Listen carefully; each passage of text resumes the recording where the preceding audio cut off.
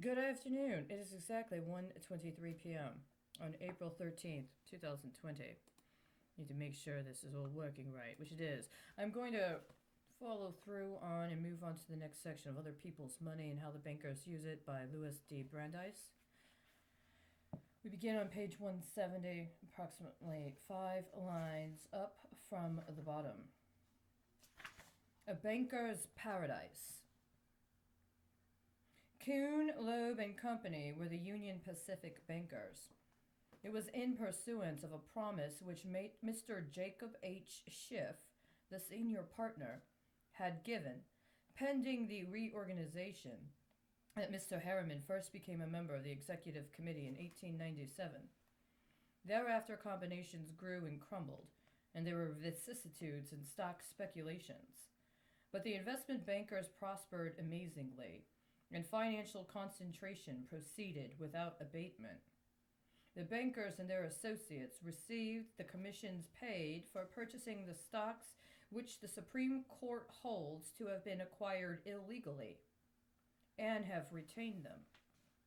The bankers received commissions for underwriting the securities issued to raise the money with which to buy the stocks, which the Supreme Court holds to have been illegally acquired, and have retained them.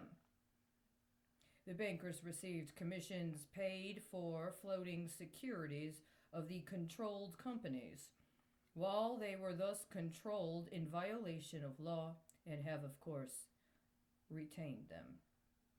Finally, when, after years, a decree is entered to end the illegal combination, these same bankers are on hand to perform the services of undertaker, and receive further commissions for their banker aid in enabling the law-breaking corporation to end its wrongdoing and to comply with the decree of the Supreme Court.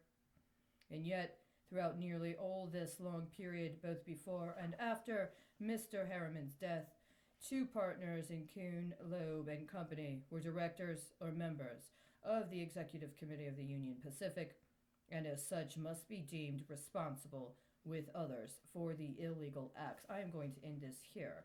1, 2, 3, 4, 5 lines from the top of page 172. We're not done with this section. But I may finish it before the end of the day. I may not, because it speaks very, very significantly to a matter at hand right now that is immediate and needs immediate intercession and comment upon. It's not just named references and the way these names come up over time. It's the actual specific matters of discussion and how relevant they are to right now. Stocks being held illegally, or rather retained. If you go through the judicial system, a retainer is a different matter. So is an undertaker, isn't it? Apparently, it was knowingly engaged with an understanding it was in violation of the law, and those who did it were specifically predisposed to understanding exactly how, which meant they were most likely speculating on the advantages that would accrue to their favor if they were in fact able to get away with it. No such thing has occurred. And the liabilities instead accrue on a daily basis and are directly attributed to you. This wasn't just a consortium of bankers and interest.